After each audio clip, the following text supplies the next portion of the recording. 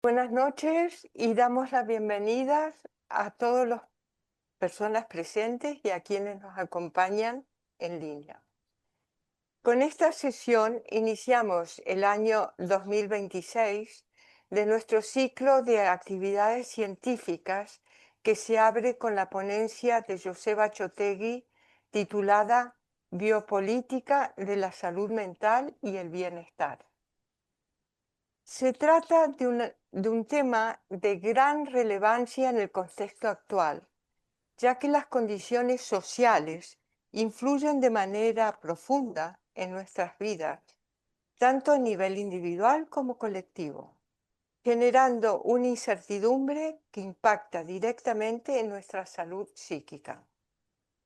En su conferencia, el ponente nos propone una reflexión sobre el modelo social capitalista y neoliberal influye en nuestra forma de entender la realidad, el bienestar y la salud mental.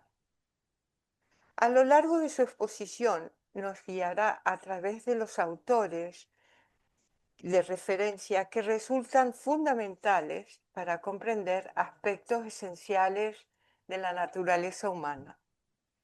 Joseba tiene una trayectoria profesional muy amplia y reconocida.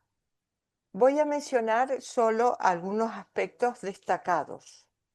Es psiquiatra, psicoterapeuta, profesor titular de la Universidad de Barcelona, secretario general de la sección de psiquiatría transcultural de la Asociación Mundial de Psiquiatría y en 2019 recibió el premio de la Universidad de Berkeley, Estados Unidos, por su carrera profesional e investigadora. Ha impartido cursos y conferencias en diversas universidades internacionales, como Tokio, Oxford, París 5, la Sorbonne, Bogotá, Londres y otras. En el 2002 describió el síndrome de Ulises y en 2005 desarrolló el test evolutivo en salud mental conocido como el test de Kayak. Mientras preparaba esta presentación, recordé una experiencia que compartimos en los años 80 del siglo pasado, cuando éramos jóvenes y entusiastas, y que me gustaría añadir a este currículum formal. Durante la Revolución Sandinista organizamos, junto a otras personas, el envío de contenedores de libros para las bibliotecas de Nicaragua. Como pueden ver, su compromiso social viene de lejos. Antes de dar la palabra a Joseba, quisiera comentar que las sesiones científicas de este semestre, hasta el mes de junio, están relacionadas de alguna manera con el tema que nos reúne hoy. En las próximas sesiones, en febrero y marzo, participarán dos psicólogas ucranianas que viven en Barcelona desde el inicio de la guerra y que nos presentarán su trabajo sobre los procesos psicológicos en la infancia y en la adolescencia frente al trauma de la guerra y el exilio. Por último, algunas indicaciones prácticas. Esta sesión está siendo grabada y se publicará posteriormente en nuestras redes sociales. Las personas inscritas recibirán la presentación del PowerPoint que generosamente nos enviará Joseba. La función de preguntas y comentarios está cerrada. Quienes asistan y quieran intervenir podrán hacerlo utilizando la opción de levantar la mano.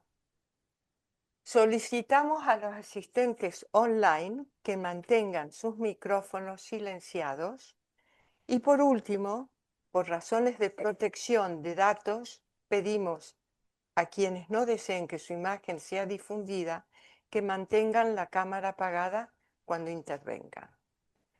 Bueno, ahora te doy la palabra, Joseba. Muy bien. Acabaremos a las 10. Joseba hablará 50 minutos y tendremos luego un espacio para comentar, preguntar. Debate. ¿Mm? Estupendo. Muchísimas gracias, Eileen. Para mí es una gran satisfacción estar... El micrófono. Está puesto. Ya está. ¿Se oye? Para mí es una gran satisfacción estar en este espacio, en el instituto, donde me formé muchos años, aprendí mucho y tengo grandes recuerdos. Especialmente recordaría a mi analista, Paco Calvo, y muchos compañeros con los que hemos compartido pues, muchas horas. Bien, voy a intentar hacer una aproximación a una temática muy compleja y vamos a intentar hacer un planteamiento holístico, general, no entrando tanto en cada uno de los puntos que voy a abordar, sino intentando, como digo, hacer un planteamiento general. Vamos a ver si accedemos al PowerPoint. Bueno, disculpas. Vamos adelante entonces ya. Bien, entonces vamos a plantear una perspectiva, como digo, general. Es un tema abierto con muchas preguntas y respuestas que a su vez generan nuevas preguntas, y es un intento honesto de exponer los autores más relevantes de la biopolítica y sus críticos, y las respuestas también a las críticas. Bien, empezaremos en los años 20, seguiremos hacia los 40, 60, iremos haciendo como una evolución diacrónica para ir viendo cómo se van desarrollando los planteamientos de la biopolítica. Bien, muy rápidamente, en una primera etapa hablaríamos como de los iniciadores, de los fundadores, pues seguiríamos con la Escuela de Frankfurt, la posmodernidad, y después en la etapa actual hablaríamos de la interseccionalidad y toda una serie de paradigmas muy importantes en el mundo de hoy. Bien, entonces primero vamos a ver qué es la biopolítica, y la biopolítica plantea toda esta serie de áreas que voy señalando aquí, y es un concepto que fue desarrollado fundamentalmente por Michel Foucault, aunque el origen del término es de este autor, Rudolf Verlaine, si lo pronuncio bien. Y plantea todos los temas que tienen que ver con la salud y los funcionamientos psicosociales en relación a lo político. Bien, entonces fue Michel Foucault el que desarrolló fundamentalmente el concepto, y él plantea que el cuerpo y la mente constituyen una materia prima a explotar por el sistema social, y que la respuesta del sujeto ha de ser emancipadora. Foucault tiene una idea muy pesimista de que siempre hay un poder que está intentando controlar, dominar, sea el que sea, y entonces que siempre hay que buscar una respuesta emancipadora del sujeto. Y aquí tenemos esta definición de biopolítica, la manera a través de la cual, desde el fin del siglo XVIII, el poder del gobierno comienza a ejercerse sobre la naturaleza humana. Y él diferencia dos grandes etapas en la historia, digamos, de lo que tiene que ver con la filosofía política, y habla de una primera etapa que llama anatomopolítica, propia del antiguo régimen, en la cual el soberano decide sobre la vida de los súbditos, sobre su anatomía. Aquí tenemos pues una tortura, en fin, los reyes, los señores feudales tenían un poder sobre la vida de la gente. Pero después aparece la biopolítica, con los cambios que aparecen en la modernidad, y entonces la política trata de poblaciones y trata de regular la vida de la gente, su sexualidad, la política de natalidad, la salud mental, todo eso son temas políticos, plantea Michel Foucault.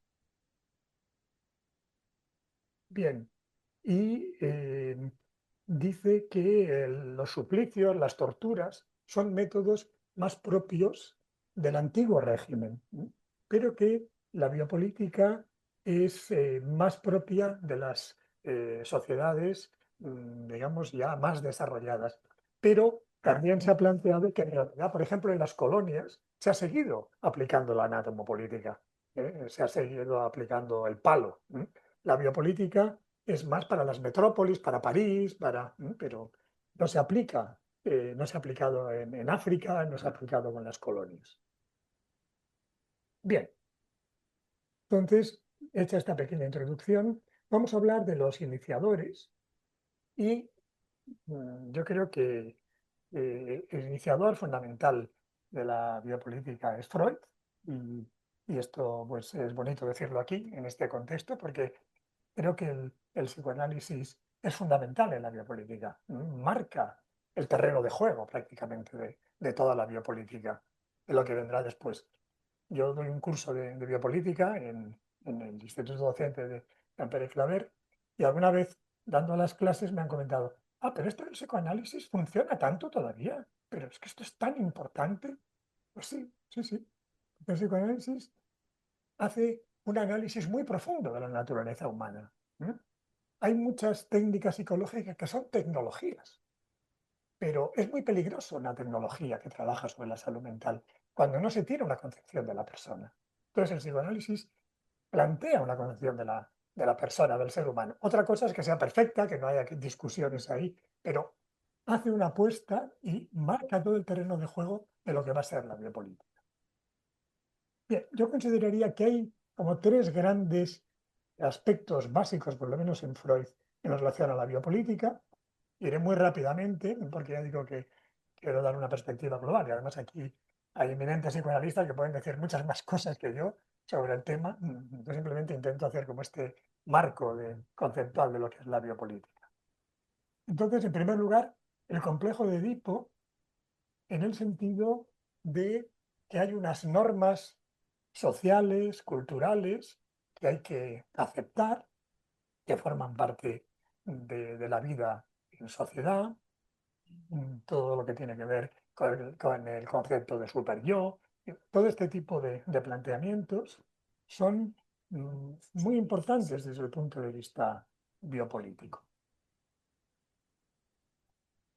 Otro concepto fundamental es el de instinto de muerte, que es un concepto muy polémico. Aquí ha habido seminarios en el propio instituto, y que curiosamente es un concepto que ha sido muy tenido en cuenta en la biopolítica, así como ha sido criticado por muchos psicoanalistas y ha generado mucho debate.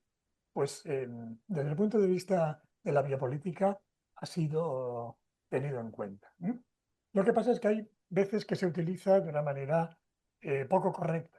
Se utiliza directamente como agresividad, ¿no? Cuando Freud plantea como esa tendencia a volver a lo inorgánico. En fin, es un gran debate que no vamos a introducir ahora aquí en profundidad, pero sí recoger que con la idea de instinto de muerte, Freud introduce también toda una serie de planteamientos claramente biopolíticos. En realidad, este dualismo entre Eros y Thanatos, Eros es un dios primordial en la mitología griega. En realidad, es uno de los dioses fundadores del cosmos. No es hijo de nadie. Aparece en las primeras líneas de la teogonía de Hesíodo. Thanatos es un dios menor, terciario. Realmente la contraposición se podría considerar complicada. Pero, en todo caso, este planteamiento de Freud pues ha tenido una gran repercusión en todo el debate posterior. Bien, Freud dirá que una parte de ese instinto de muerte se convierte en agresividad. Claro, los críticos dicen que si no existe, difícilmente se podrá proyectar, y ahí se ha generado un gran debate, que creo que sí que abierto, obviamente. El concepto, aquí tenemos una revisión reciente que salió en Inglaterra, ¿no? Es mantenido sobre todo por el psicoanálisis francés, muy filosófico, mucho más próximo a todo este tipo de debates. Bueno, Klein lo utiliza de una manera parcial, clínica. En fin, insisto que simplemente estoy planteando que es un concepto fundamental desde el punto de vista de este análisis biopolítico. Bien, y otro concepto muy importante que veremos ahora será el de narcisismo, ¿no? Aquí vemos algunas críticas que ha recibido este concepto desde la biología. Como digo, pues ha generado un gran debate. Y luego el concepto de narcisismo, que es fundamental en el mundo de hoy, ¿eh? Que, tal como veremos al final, pues es una de las hipótesis más sólidas para intentar entender lo que está pasando en la sociedad actual, súper individualista, súper competitiva. Entonces, el planteamiento de Freud sobre el narcisismo también es seminal, o sea, abre toda una etapa, ¿no? En el análisis, ¿no? de este tipo de planteamientos. E incluso el narcisismo desde la perspectiva social, ¿no? En Psicología de las Masas y Análisis del Yo, plantea cómo los individuos ceden parte de su narcisismo al líder, al ideal, y el líder se convierte en un sustituto del ideal del yo. Es decir, Freud pues, plantea cosas muy importantes desde este punto de vista. Bien, también hay que señalar que detrás de Freud podemos ver la sombra de Nietzsche, ¿no? Porque Nietzsche hace planteamientos muy importantes que están relacionados con los que hace Freud.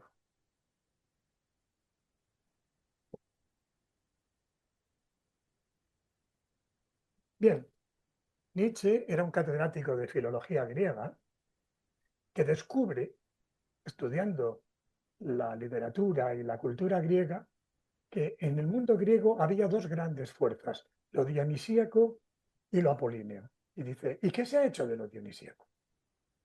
¿Por qué ha desaparecido en la cultura occidental? ¿Qué ha sido de lo dionisíaco? Entonces, hace toda una crítica a toda la cultura occidental planteando dónde está Eros, dónde están los impulsos, todo eso ha sido reprimido, ¿no? Es una idea muy importante que los nietzscheanos dicen que Freud recoge y sistematiza, pero que está planteada por Nietzsche. La cultura occidental inhibe la fuerza, el poder, los instintos, la sumisión. Bueno, ahí viene pues, luego la represión, etc.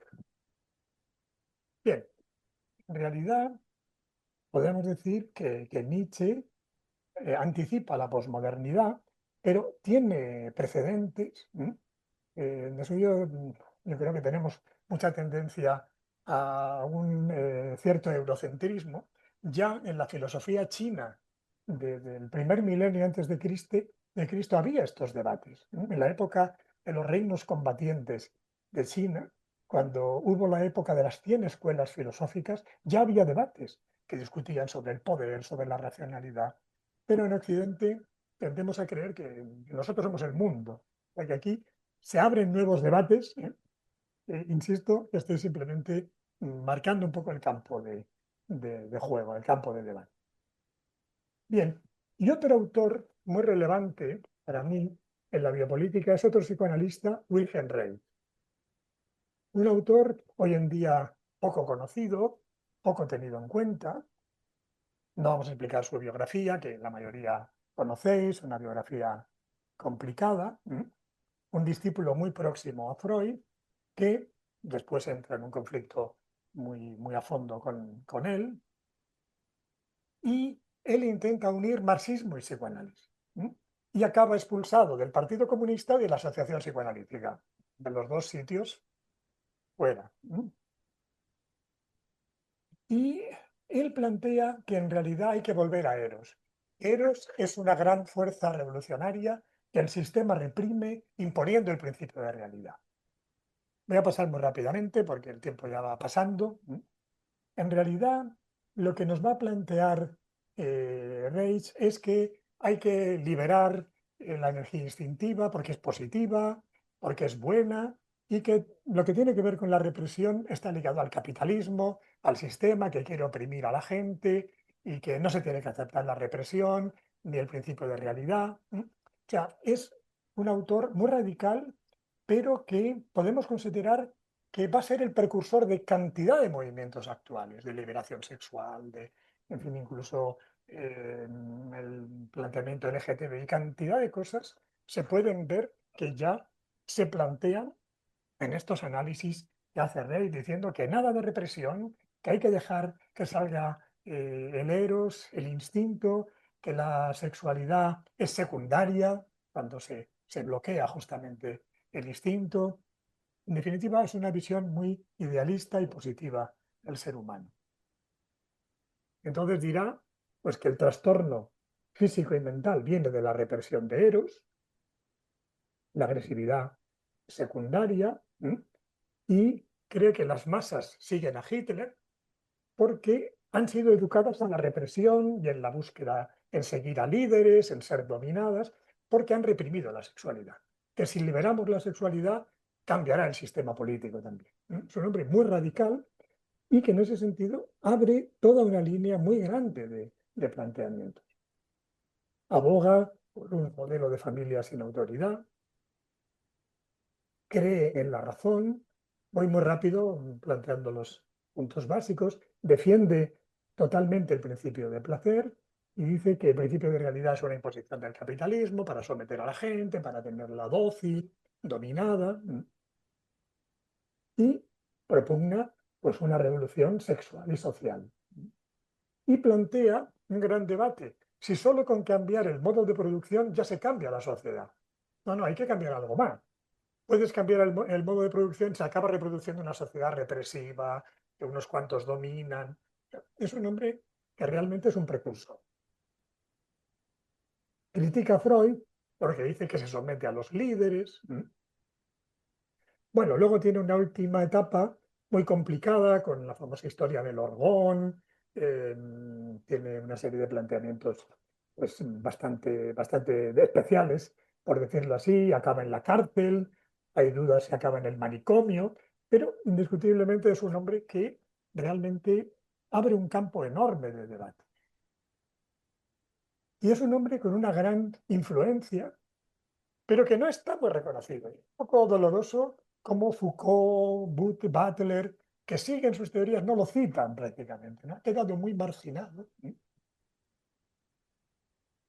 Bien, entonces, sintetizando, el instinto fundamental es Eros y se han de liberar los instintos. Bien, y detrás de él, pues está, de Reich está la sombra de Marx, sobre todo del Marx que tiene que ver con los manuscritos económicos y filosóficos de 1844, que como sabéis, este Marx es más filosófico, voy a poner aquí, frente al Marx que es más economicista, que es el Marx final. El Marx del Capital es un Marx muy economicista y el Marx joven, que era más filosófico, tiene unos planteamientos humanistas muy interesantes, que es lo que han seguido pues, muchos ideólogos marxistas también. Y sobre todo en los manuscritos, pues sobre todo en el primer y tercer manuscrito, tiene unos planteamientos muy humanistas y considera que realmente hay que ir más allá del puro planteamiento de la alienación en el trabajo para entender que hay una alienación para la propia vida del trabajador. Marx habla de la importancia del goce social y plantea la importancia del goce comunitario. Es un Marx más desconocido, pero que, como digo, está muy vinculado con el planteamiento de Reich. Concepto de alienación. Bien, entonces hemos visto esta primera parte y vamos a pasar a una segunda parte que tiene que ver con la escuela de Frankfurt, el freudomarxismo. Es decir, hemos pasado de los años 20 a los años 40. Y es curioso, aquí se podría iniciar ya un debate, hablar de freudomarxismo, porque Freud no era muy marxista precisamente. Era una persona bastante conservadora y sin embargo le salen unos seguidores muy radicales, comunistas. Es un poco irónico, ¿no? Encontrarse que el planteamiento, hablar de freudomarxismo resulta casi un poco porque es que leyendo a Freud, vamos, incluso tiene escritos criticando el comunismo, y sin embargo luego hay una gran escuela freudomarxista, bueno, cosas de la historia, ironías de la historia, ¿no? Que los seguidores le salen radicales la mayoría. Bueno, debates interesantes también, ¿no? Para plantear, ¿no? Bien, aquí hay un texto de Freud en el que critica claramente al comunismo. Bien, la Escuela de Frankfurt pues es una institución, como su nombre indica, de Alemania, y ya empieza con una contradicción porque se crea por el donativo de un multimillonario marxista. Crean, bueno, o sea, contradicciones suele haber bastantes en la vida, ¿no? Pues aquí también las vemos, ¿no? Muy vinculado al psicoanálisis, la Asociación Psicoanalítica Alemana tenía la sede en el edificio de la Escuela de Frankfurt, ¿no? Era marxista y a la vez era psicoanalista, este tipo de situaciones complejas, ¿no? Hay un precursor que es Walter Benjamin, ¿no? Y en la escuela de Frankfurt hay unos orígenes que vienen del fracaso de la Revolución Alemana espartaquista, y hay una serie de gente que quiere analizar en profundidad cómo el psicoanálisis influye en la sociedad. En realidad, la mayoría de estos autores no eran clínicos y por eso defienden un modelo freudiano muy ortodoxo, con la idea de instinto de muerte, la horda primitiva, porque son freudianos muy a la letra, ¿no? Muy, salvo Fromm, la mayoría no son clínicos. Bien, y es muy interesante el planteamiento de la Escuela de Frankfurt. Iré, como digo, muy rápidamente, tendréis el PowerPoint para ver con más detalle en el fondo los planteamientos, pero critican cómo se está utilizando la razón en Occidente, y plantean algo que es muy importante en la filosofía alemana, que hay que diferenciar la razón crítica de la razón instrumental. Una cosa es la razón técnica, la razón que se usa para hacer máquinas, para hacer instrumentos, y otra cosa es la razón moral. Y plantean cómo en realidad lo que ha hecho la filosofía y el planteamiento occidental es desarrollar solamente la razón técnica y se ha dejado de lado la razón moral. Y esto nos ha llevado al fascismo, esto nos ha llevado al desastre. Hay que volver a la razón moral. Este es, yo creo, uno de los grandes planteamientos de la Escuela de Frankfurt. La razón crítica va más allá de la apariencia de la realidad. Critican el positivismo porque lo ven como muy servil al poder. Critican el conductismo, el pragmatismo, porque son como lacayos del sistema, no cuestionan el fondo de las cosas. Adorno es otro autor importante. Y Adorno plantea que la Ilustración ha tenido una deriva totalitaria que ha acabado en Hitler, y por el mismo planteamiento, porque se ha desarrollado una razón de tipo tecnocrática, tecnocientífica. Es el mismo planteamiento.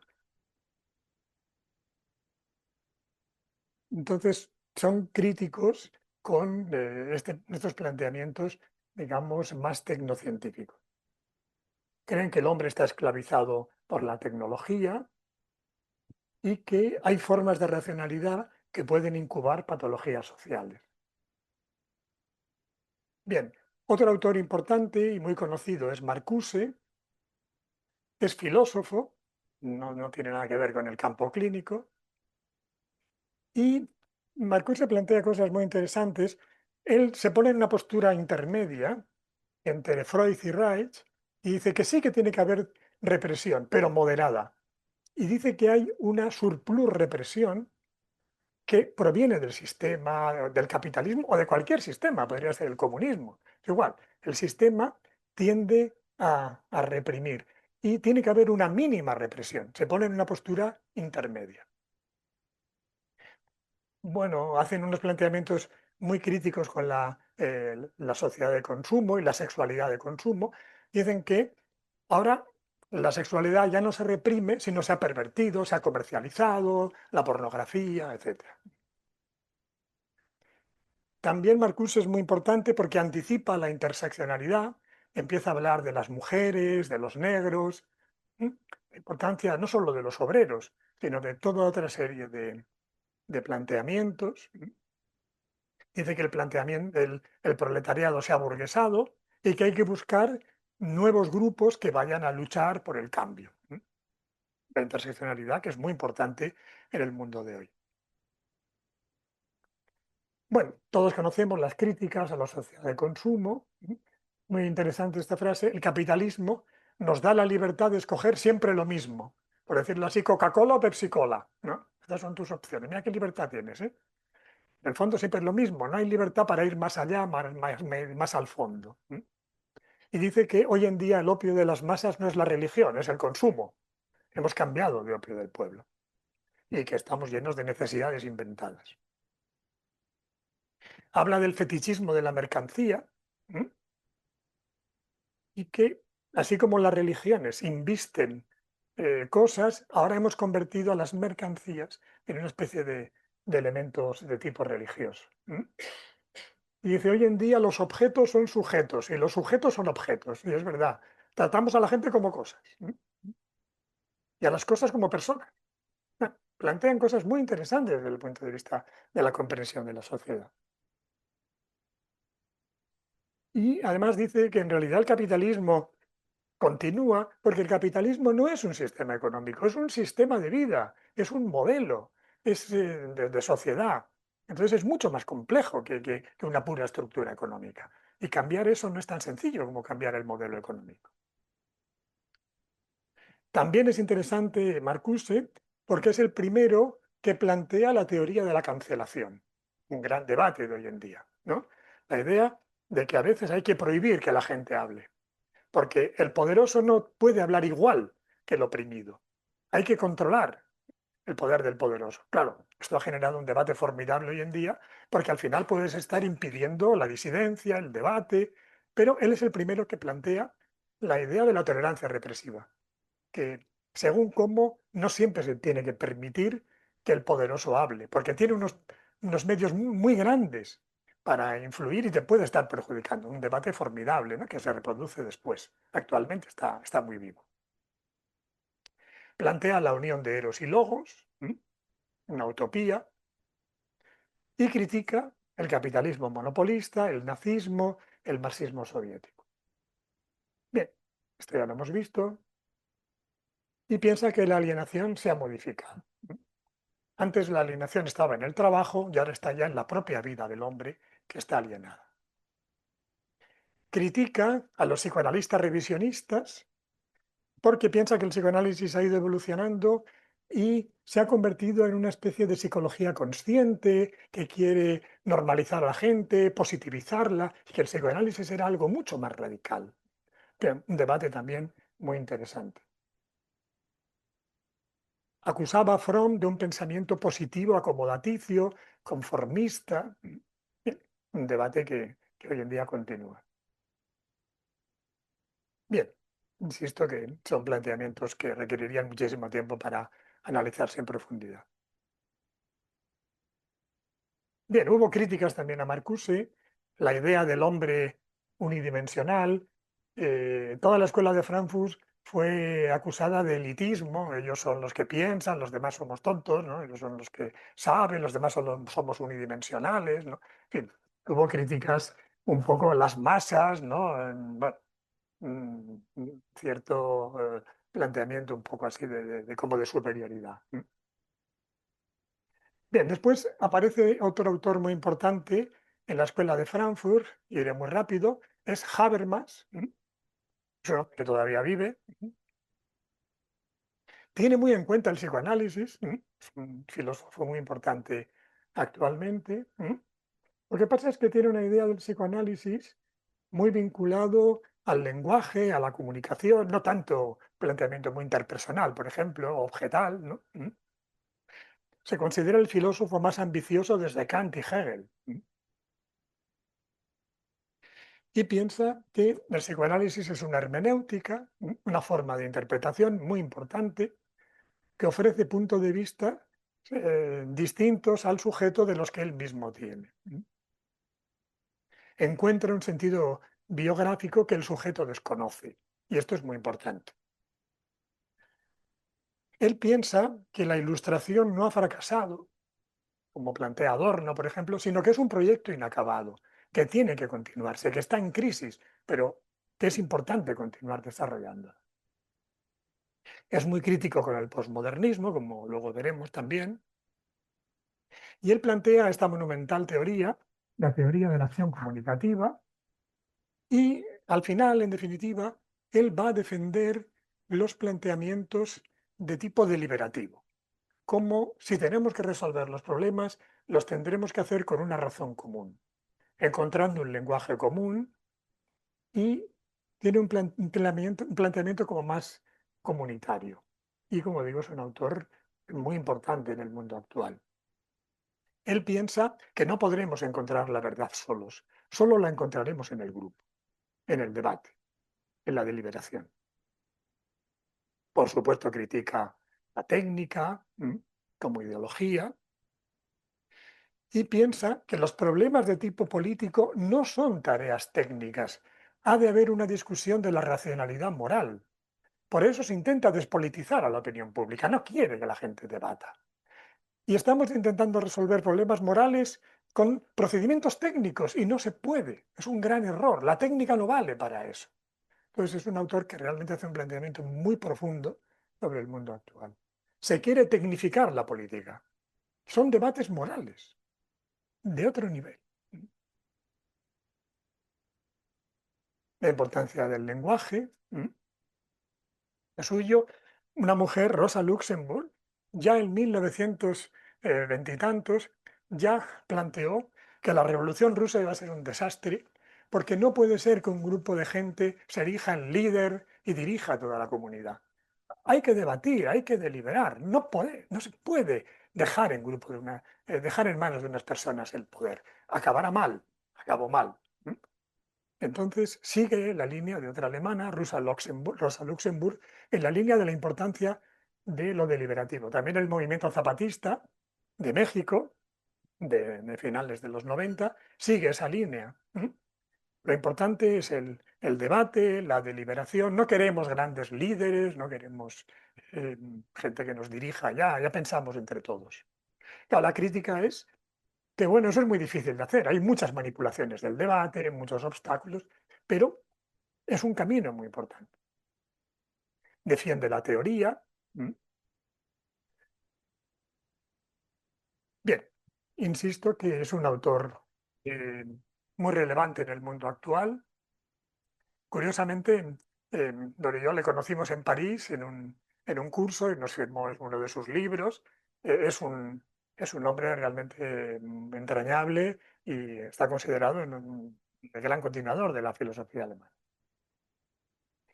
Ha habido otros filósofos actuales en Alemania, Honneth, Rosa, que han ido desarrollando estos planteamientos, pero todavía no han aportado grandes cosas. Y son gente que está ahora desarrollando sus planteamientos. Uno de los planteamientos que tienen es lo que se llama el aceleracionismo, que es un debate importante que hay ahora a nivel de biopolítica, la idea de que vamos a intentar acelerar las contradicciones del capitalismo para que estalle y así se solucionarán las cosas. Claro, hay gente que dice, bueno, esto es muy sensato, acelerar, a ver si no acabamos bien, ¿no? Pero bueno, hay una situación tal crisis que hay mucha gente que está diciendo, no, no, hay que, como si vas con un coche y te encuentras que no sabes por dónde, pues vamos a acelerar, que ya saldremos por algún lado. Bueno, pero ¿estás seguro de que eso? Bueno, es un debate formidable que hay en estos momentos, ¿no? Pero el aceleracionismo es un planteamiento muy importante en los debates de biopolítica. Bien, en definitiva, las críticas a la Escuela de Frankfurt son por esta visión elitista de la política. Bien, voy adelante, que el tiempo va pasando. Sí. Tienes que descontar el inicio, ¿eh? En 2 minutos de descuento como en el fútbol. Bien, entonces hemos empezado en los años 20, hemos empezado en Viena, nos hemos ido a Alemania y ahora nos vamos hacia París. Los tiempos van cambiando y nos vamos a París con la posmodernidad.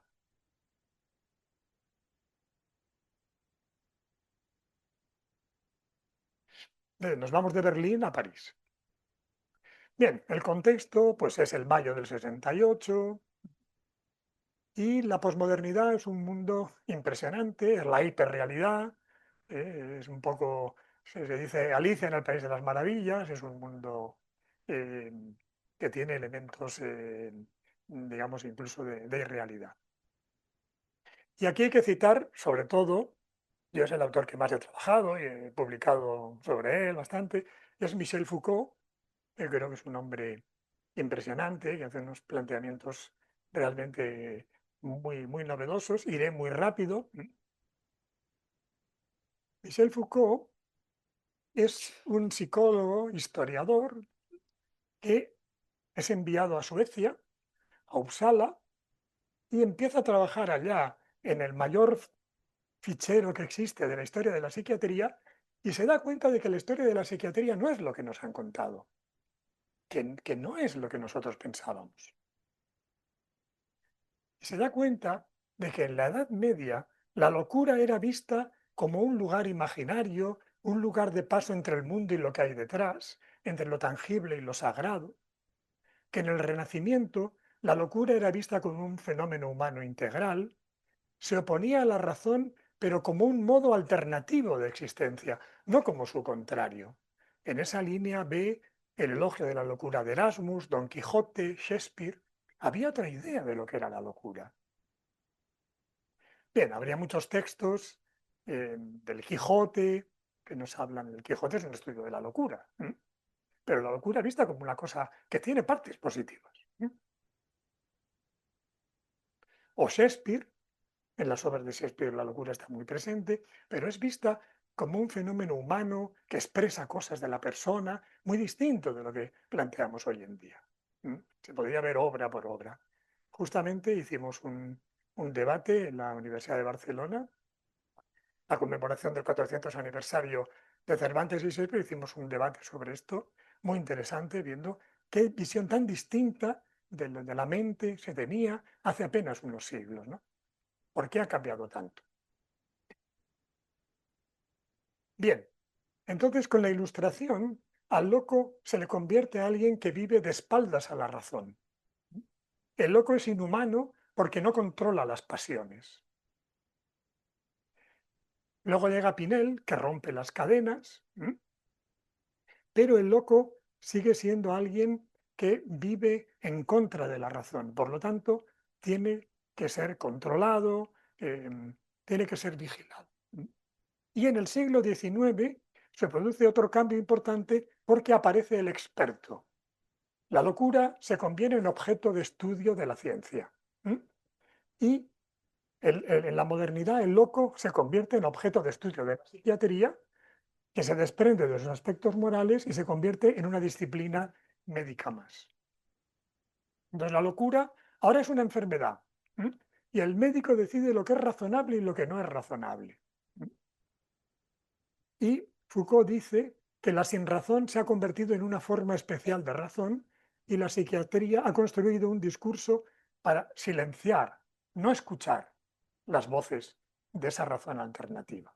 Es el doctor, el experto, el que regula la moralidad y por eso gana una gran respetabilidad social. Bien, se entiende cuál es el planteamiento, ¿no? Sería muy largo de explicar. También hemos hecho cursos sobre esto. De eso yo quería comentar que en Instituto Docente de San Pedro Claver hacemos un curso de biopolítica intensivo porque esto es muy esquemático. Parte de las diapositivas, si alguien tiene interés, pues podemos también continuar trabajando con todo esto.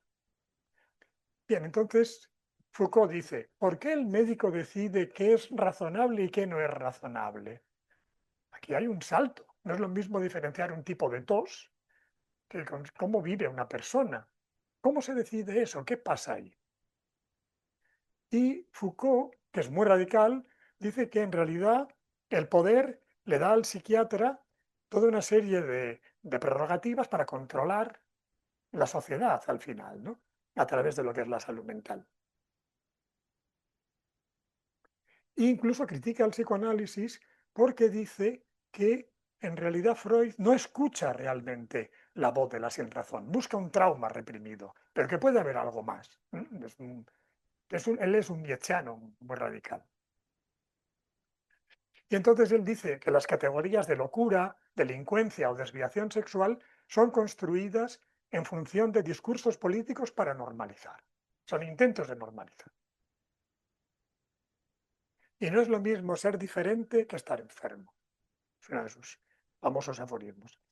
Como se puede ver, pues plantea un debate formidable, ¿no? Ha sido muy criticado por excesos también, una idealización de la locura, edulcorar la locura, pero en todo caso es innegable que abre el campo de juego de una manera tremenda, ¿no? Con estos planteamientos.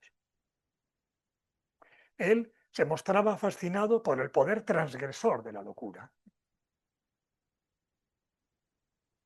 Bien, y él hace una pregunta: ¿cómo un saber tan escaso como el de la psiquiatría de su tiempo puede arrastrar tanto poder? La psiquiatría de los años 40 sabía muy poco, tenía un poder enorme. ¿Por qué tiene ese poder? ¿Quién se lo ha delegado? ¿Por qué se lo han delegado? ¿Qué funciones cumple? Realmente es un hombre de preguntas complejas. Él dice: había seguido también cursos de psicopatología, una pretendida disciplina que no enseñaba gran cosa. Entonces se me planteó la pregunta: ¿cómo un saber tan escaso puede arrastrar tanto poder? ¿Qué pasa aquí? ¿Mm? Realmente era un hombre de preguntas difíciles, ¿no? Se le ha criticado porque critica la ilustración, por una idealización de la locura, etcétera, ¿no? Y hubo un debate, Foucault-Chomsky, y Chomsky se quedó realmente muy sorprendido con Foucault por su profundo nihilismo, un pesimismo nihilista, ¿no? Foucault pensaba que el poder estaba por todas partes, que no había salida, que siempre al final se iba a una situación de dominio, de control, ¿no? Era un hombre que tenía aspectos pues, de un planteamiento muy negativo también. Bien, entonces, como digo, estas tres etapas en la locura: en la Edad Media y Renacimiento, misterio, visión alternativa y tragicómica del mundo; en los siglos XVII y XVIII, problema moral, exceso de pasiones; y en el siglo XIX, enfermedad mental. Pero esto es lo que nosotros hemos visto siempre, no sabemos nada de esa otra visión alternativa que él encuentra estudiando la historia de la psiquiatría. Bien, voy a pasar ya adelante y, como vamos de tiempo muy justos, ya voy en plan telegráfico, ¿no?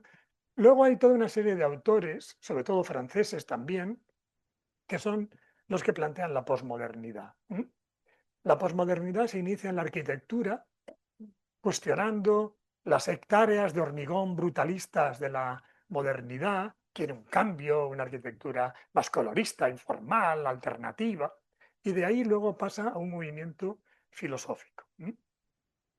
Son críticos de Le Corbusier, ¿no? Un autor fundamental es Derrida, pero aquí estos autores van a hacer una crítica tremenda de todo el planteamiento de la Ilustración. Van a considerar que el lenguaje es ambiguo, que no hay verdad, que ni siquiera hay posibilidad de comunicarse, con lo cual entramos en un terreno muy nihilista y de una gran crisis. En realidad, Derrida era un crítico literario. Aquí tenemos el análisis de un poema, pero él traslada eso a la ciencia, a todo. Y los críticos dicen: hombre, pero no es lo mismo analizar un poema que analizar una fórmula matemática, ¿no? Pero bueno, para los posmodernistas todo es lo mismo. Dice que estamos atrapados en el lenguaje, un sistema lingüístico que no guarda relación con la realidad externa, sino consigo mismo. Cuestiona las definiciones, porque dice que son totalitarias, nada se define, entonces, ¿cómo nos comunicamos? No es que no haya verdad, progreso, moral, es que no hay ni lenguaje común. No podemos ni comunicarnos. Plantea la famosa idea de la deconstrucción, que es muy famosa. Vamos a deconstruirlo todo. Los críticos dicen que vamos a deconstruir la deconstrucción también, ¿no? A ver a dónde vamos, ¿no? Plantea conceptos muy franceses, la différance, bueno, juegos de palabras en francés, ¿no? Y él dice: contra el prejuicio de la claridad, contra la lógica, porque está atrapada en el lenguaje que es ambiguo. Entonces, ¿cómo nos comunicamos? ¿Cómo avanzamos? Los críticos dicen que es ininteligible, tiene textos en los que mezcla palabras de diferentes lenguas. Y bueno, toda una serie de autores que van a seguir estos planteamientos. A nivel de psiquiatría tenemos el antiedipo famoso, ¿no? Que aquí le dan la vuelta completamente a la psiquiatría y dicen, los esquizofrénicos son los sanos. Los sanos son los que están oprimidos por el capitalismo. Bueno, entonces le dan la vuelta completamente al planteamiento. Y la revolución es seguir las líneas del pensamiento esquizofrénico. Bueno, pues evidentemente ha generado un debate formidable. No hay personalidad, el yo es una ficción, es totalmente inestable, somos máquinas de desear. Los críticos dicen, claro, si somos máquinas de desear seremos muy manipulables por el sistema, ¿no? Es muy peligroso. Y plantea esta famosa imagen que creo que es muy importante, en vez del árbol, el rizoma. El árbol tiene una estructura, el rizoma no tiene ninguna forma, no empieza ni termina en ningún lado. Este es el modelo filosófico de lo que sería la posmodernidad, el rizoma. No hay ni principio ni final, ningún tipo de orden, todo da lo mismo. Claro, esto puede tener consecuencias complicadas. No hay moral, los valores morales son certezas privadas de nuestra vanidad, estancias engañosas. Los críticos dicen, claro, si todo da igual, tampoco es problemática la explotación, el cambio climático, todo da lo mismo. Y los críticos dicen que al final la posmodernidad es la ideología del capitalismo. Pues ya le va bien al sistema. Si todo da lo mismo, pues los que están arriba, pues encantados, ¿no?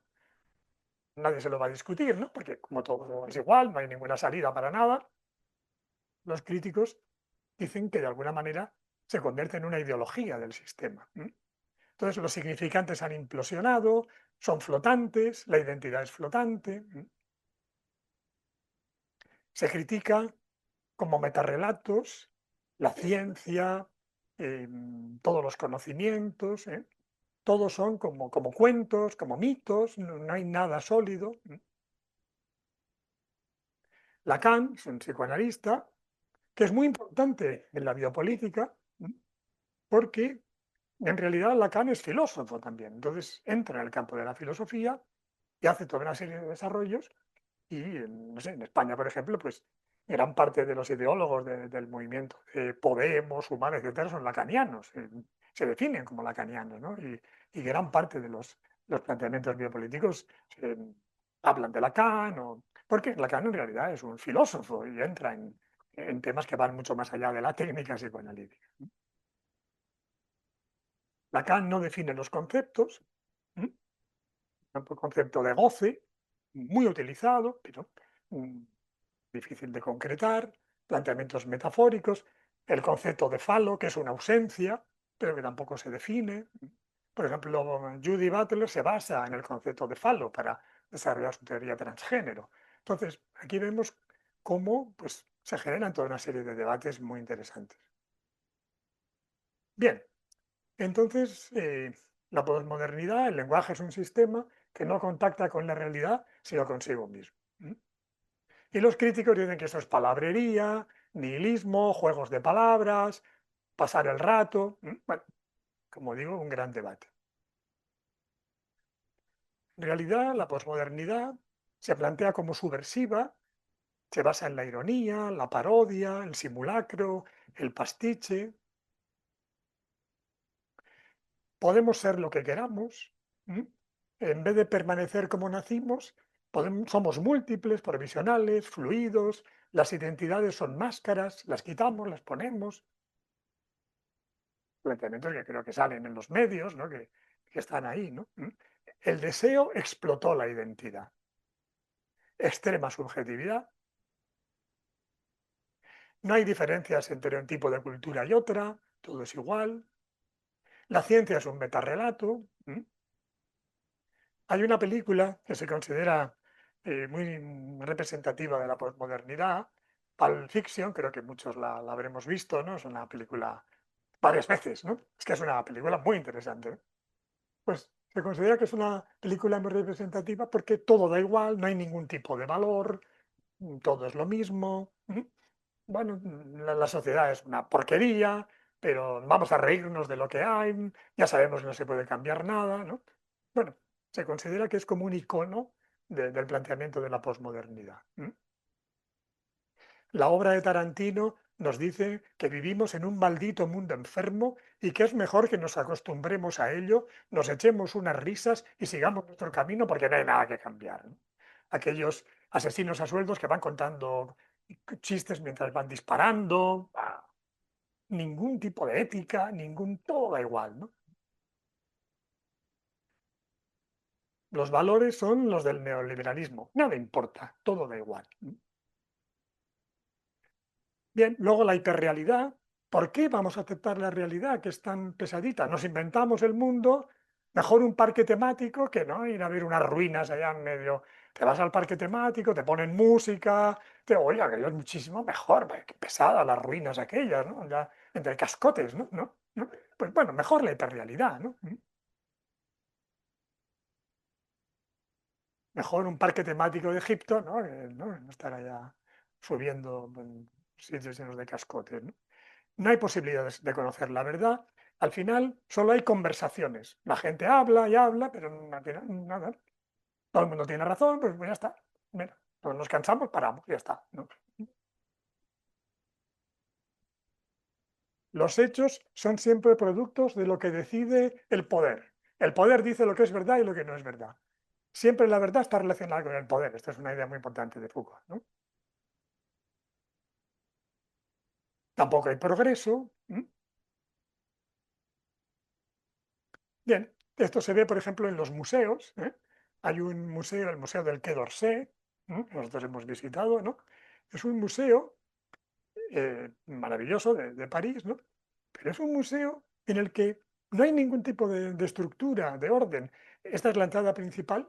Tiene unas obras que no valen nada. Dices, ¿pero qué estamos viendo aquí? Y en el cuarto piso, siguiendo por un pasillo detrás de un ascensor, está La noche estrellada de Van Gogh, obras de Monet, en una sala en el cuarto piso perdida.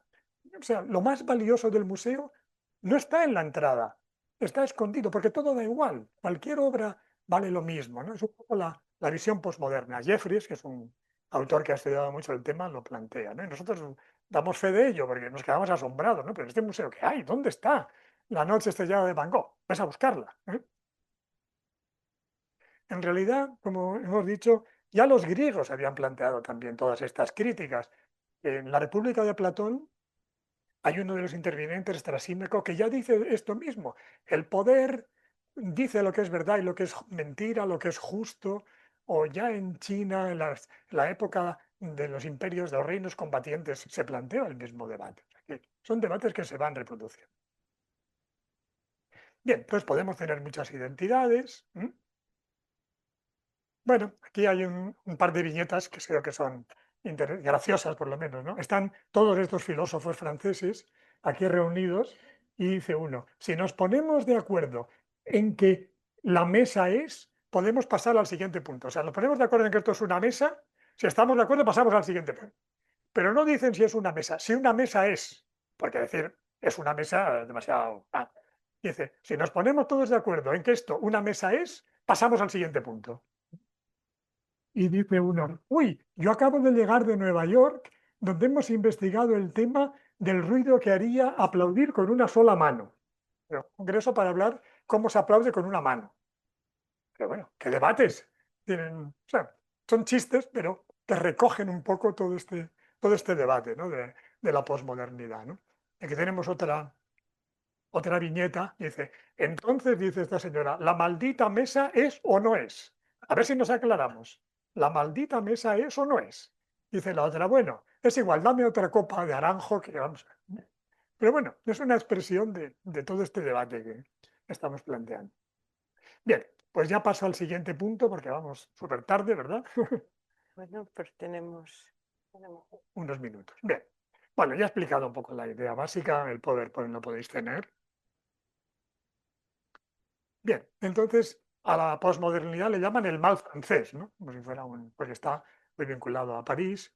Chomsky dice que son locuras de intelectuales parisinos.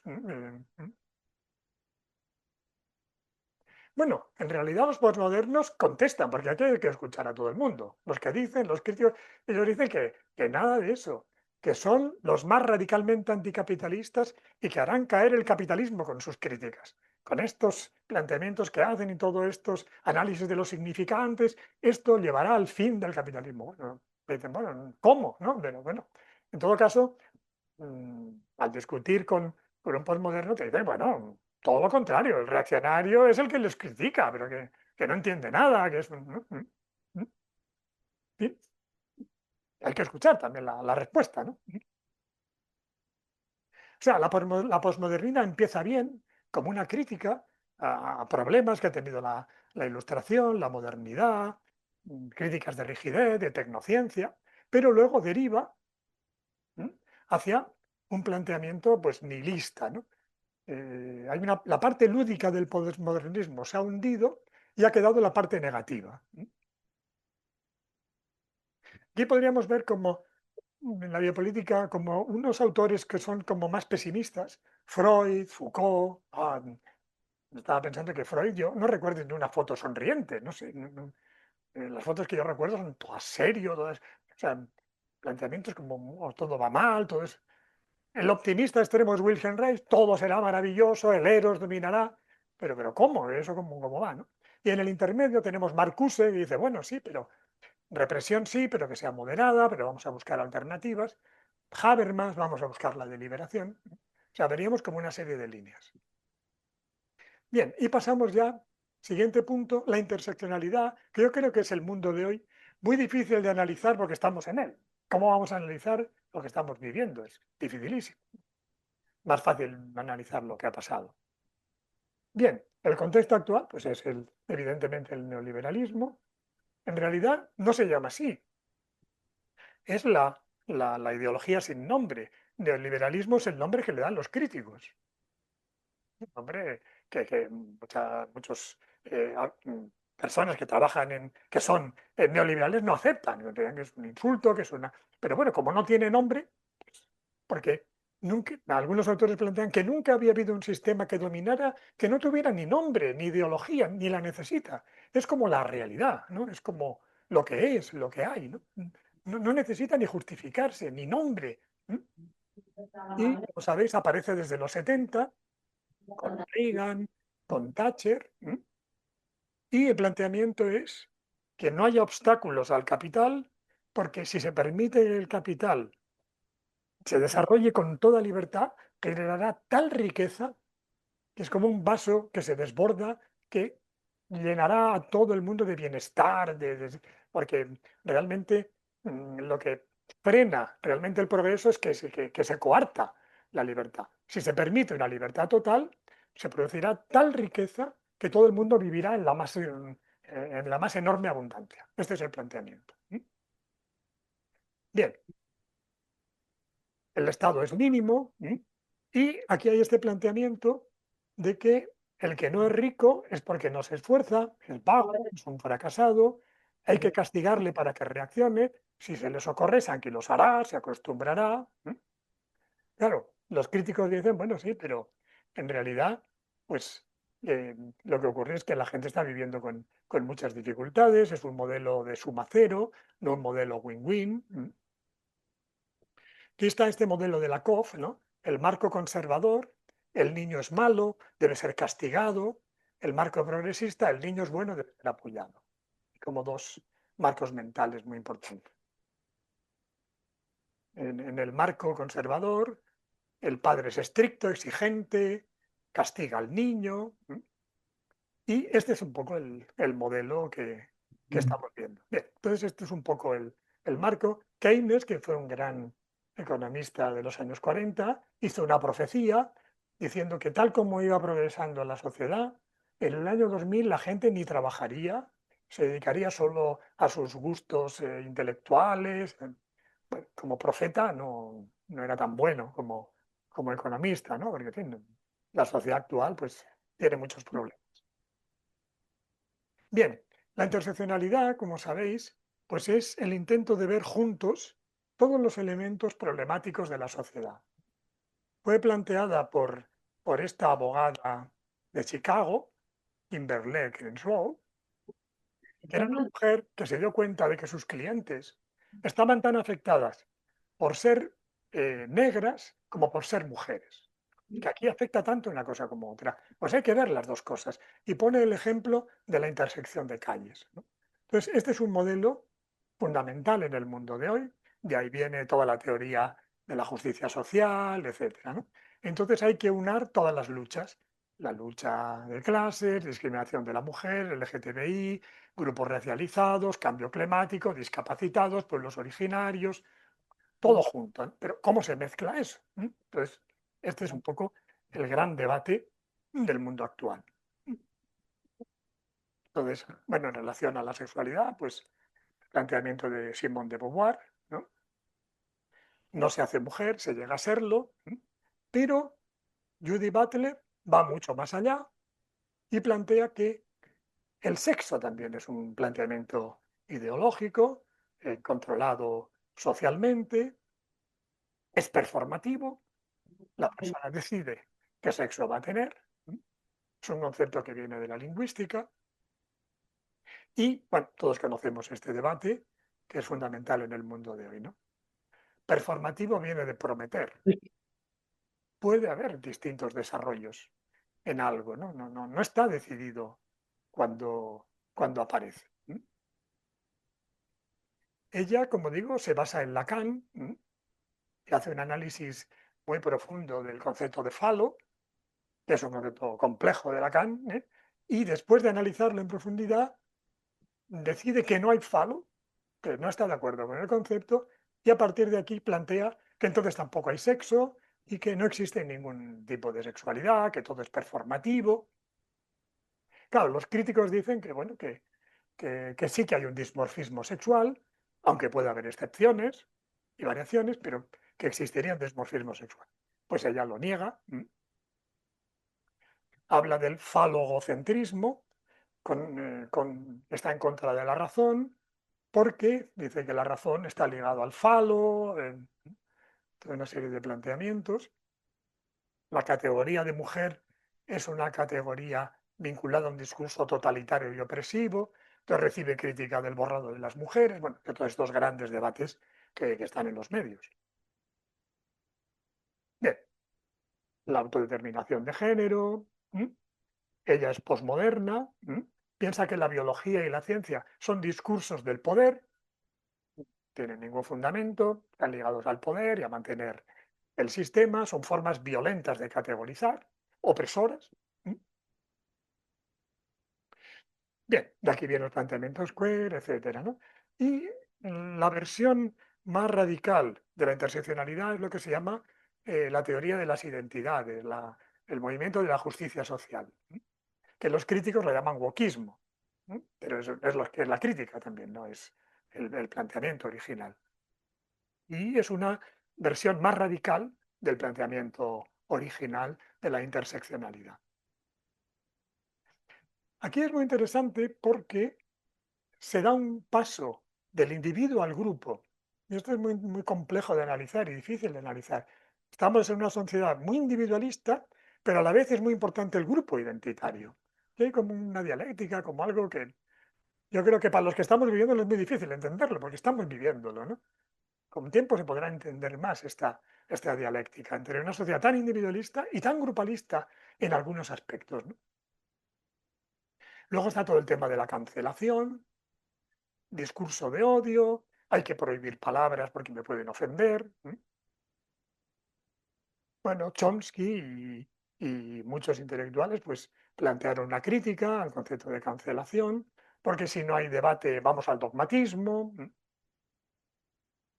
La propia discapacidad es vista como una identidad. Se habla del capacitismo como una forma pues, de imposición, de dominio. Pues ha habido casos de personas sordas que no quieren tratarse porque quieren vivir su sordera, sentirla, es una forma de ser, es una identidad. Claro, esto ha generado problemas morales, debates morales muy complejos, pero es una expresión de estos planteamientos, ¿no? La discapacidad es algo positivo, se tiene que celebrar el Día de la Discapacidad.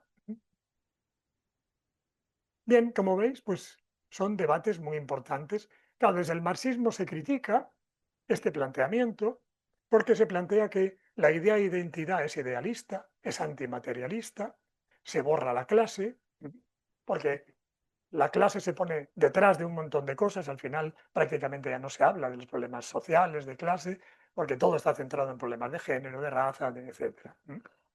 Y se habla de cárceles identitarias. Se critica el universalismo, no hay nada universal, el universalismo es una política identitaria de hombres blancos, cada grupo tiene su identidad, su razón, su manera de ver las cosas. La izquierda clásica ha defendido la solidaridad internacional, la universalidad, lo común, mientras la derecha ha defendido más bien lo cerrado, lo limitado de grupo, etc. La teoría del punto de vista, cada uno tiene su punto de vista, cada grupo, y además los demás no le pueden entender ni comunicarse. Hannah Arendt ya criticaba, vamos ya con... Sí, sí, nada, 5 minutos. Claro, aquí también se ha generado un gran debate en torno al victimismo. Esta identidad hipertrofiada favorece mucho el victimismo. Y pues hay esta cultura del victimismo. Se dice que la víctima es el gran héroe del siglo XXI. Y hay competencia para ver quién es más víctima, hay competición entre víctimas. Y se deconstruye todo menos el ser víctima, eso no se deconstruye. Y se dice, los posmodernos confundieron teorías discutibles, modificables, con metarrelatos como las religiones, los mitos. No es lo mismo la biología que un mito no sé. Bien, creo que ya lo hemos comentado. La perspectiva de la raza, yo he trabajado mucho el tema de la migración. Aquí también hay un gran debate, porque hay una visión antirracista universalista y otra identitaria. El antirracismo clásico era universalista. Luther King, I Have a Dream, todos juntos, los blancos, los negros, formando una colectividad, un grupo, Fanon, ¿no? Pero hoy en día la teoría crítica de la raza dice que los negros y los blancos no se pueden comunicar. Es más, si están juntos va a haber siempre opresión de los negros, por lo tanto hay que separarse. Entonces nos encontramos con una visión diferente, ¿no?, de lo que es el planteamiento antirracista. Bueno, aquí hay un argumento que leí hace poco, dice, hay racismo en todas partes. ¿Por qué en música la nota negra vale la mitad que la nota blanca? Vale el doble. O sea, los debates afinan a este tipo ya de planteamientos, ¿no? En la propia música se estaría viendo, hay que cambiar la música, ¿no? Bueno, son, como digo, debates que son largos y tendidos, ¿sí? Bueno, el movimiento Black Lives Matter, ¿no?, en la propia Minneapolis, que ahora hemos visto las barbaridades que están pasando, pues la muerte de George Floyd, claro, han despertado un movimiento tremendamente radical. La teoría crítica de la raza dice que la ilustración fue racista, Kant era racista, en fin, el blanco vive inmerso en el racismo, se hacen cursos para desblanquearse, un blanco nunca entenderá a un negro, más vale que no hable porque le va a tratar mal. Entonces, si no nos podemos comunicar, ¿qué hacemos? ¿Cómo nos organizamos? Estos son los planteamientos de la posmodernidad. Y 1 minuto y acabo ya. Sí, bueno. Acabo este punto. Claro, esto está ligado a la lucha cultural, planteada por Gramsci, que es un autor muy importante, que critica el marxismo economicista y va a un marxismo más cultural, que está muy ligado también a la posmodernidad, concepto de hegemonía, que es muy importante, planteamientos de Laclau y otros marxistas modernos que deconstruyen el marxismo y hacen planteamientos mucho más culturalistas del marxismo. Bien, entonces ya para terminar, planteamientos un poco más actuales. Mark Fisher es un autor muy importante que vale la pena leer, que hace una crítica de la sociedad actual. Dice que hay una gestión empresarial de toda la sociedad, se rentabiliza todo, hasta el ocio. A través del consumo ha cambiado más la vida de la gente que con el fascismo. Otro autor importante es Hahn, que todos le conocéis, ha obtenido el premio recientemente aquí en España, y que realmente pues, hablan de este exceso de positividad, de lucha que tiene la gente en este modelo, como decimos, postcapitalista. Y finalmente yo diría esto, que Narciso pues, vence a Edipo y a Eros. Ya no hay ni la represión parcial, si queremos, de Marcuse, ni el Eros, sino que hay un narcisismo que domina, que triunfa del poder, de yo tengo la fuerza, pues me impongo. mm, Y sobre todo también el narcisismo de no reconocer las limitaciones, las debilidades, ni propias ni de otros. No existe la debilidad. No se puede tolerar ninguna debilidad. Y como no se acepta en uno mismo, tampoco se acepta en los demás, ¿no? Y lamentablemente en una sociedad tremendamente competitiva, pues es el modelo dominante. Bien, que habría algunos planteamientos sobre esto. Finalmente, yo he trabajado mucho el modelo evolucionista, lo voy a explicar, pero la teoría de Darwin, he sido más de 20 años profesor de evolucionismo en la Universidad de Barcelona. Creo que la aplicación del evolucionismo a la psicología es muy interesante y en esta compleja interrelación cooperación-competición se juega gran parte de la vida social, ¿no? Que creo que este planteamiento se parece mucho al planteamiento kleiniano. La importancia que da Klein a la competición, a la envidia, a todo este tipo de cosas es muy importante desde la perspectiva evolucionista. Entonces tenemos una mente muy compleja porque la selección natural ha escogido este tipo de mente porque es la que mejor permite adaptarnos. Pero es muy difícil vivir en sociedad. Estamos llenos de sentimientos complejos, de conflictos. ¿Cómo coordinar competición y colaboración y cooperación?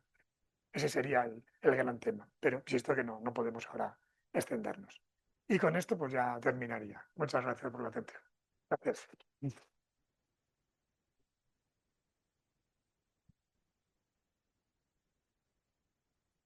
Bueno, realmente fue un largo paseo por tantos autores y tantos siglos. Y todo es absolutamente encadenado e interesante. Em, bueno, es casi las 10, era la hora que queríamos terminar, pero podemos concedernos un ratito para comentar algo, preguntas o comentarios, sugerencias.